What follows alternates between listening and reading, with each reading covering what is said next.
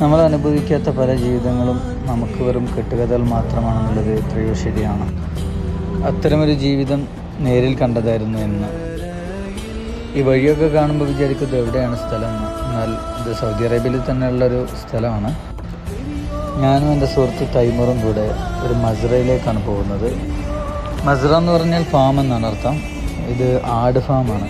ആട് ജീവിതത്തിലെ നജീബ് അനുഭവിച്ച കഥകളുടെ ചെറിയ രൂപമെങ്കിലും മനസ്സിലാക്കാൻ ഇതിലൂടെ സാധിച്ചു.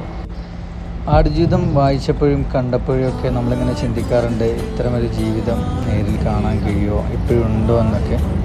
പക്ഷേ ഇപ്പോഴും ഉണ്ട് അങ്ങനത്തെ ജീവിതങ്ങൾ. എന്നാൽ അന്ന് നജീബ് അനുഭവിച്ച അത്ര തന്നെയുള്ള ബുദ്ധിമുട്ടുകൾ ഇപ്പോൾ അവർക്കില്ല.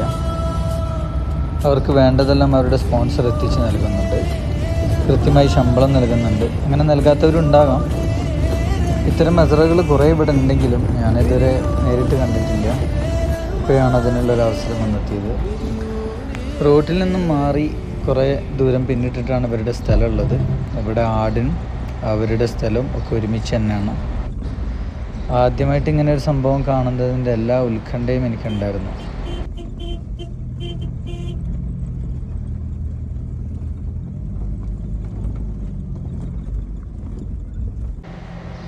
ആടുജീവിതത്തിൽ കണ്ട പോലെയുള്ള സ്ഥലങ്ങളും അതുപോലെയുള്ള കുറേ ആടുകളും പിന്നെ ആടിനെ സംരക്ഷിക്കാനായിട്ടുള്ള നായകളും ഒക്കെ അവിടെ ഉണ്ടായിരുന്നു.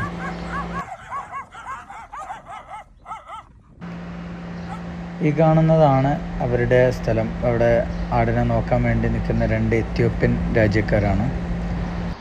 ഇതാണ് അവരുടെ ഒരു താമസ സ്ഥലം. 2 റൂമുണ്ട്.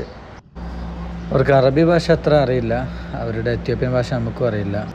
അതുകൊണ്ട് കൂടുതൽ സംസാരിക്കാൻ പറ്റിയില്ല. എങ്കിലും അറിയാവുന്ന രീതിയിൽ കുറച്ചൊക്കെ കാര്യങ്ങൾ ചോദിച്ചറിഞ്ഞ് ഞങ്ങൾ തിരിച്ചു പോകുന്നു. പണ്ട് നജീബ് അനുഭവിച്ച അത്രത്തോളം ദുരിതം ഇവർക്ക് ഇന്നില്ലല്ലോ എന്നുള്ള ആശ്വാസത്തിൽ ഞങ്ങൾ തിരിച്ചു പോകുന്നു.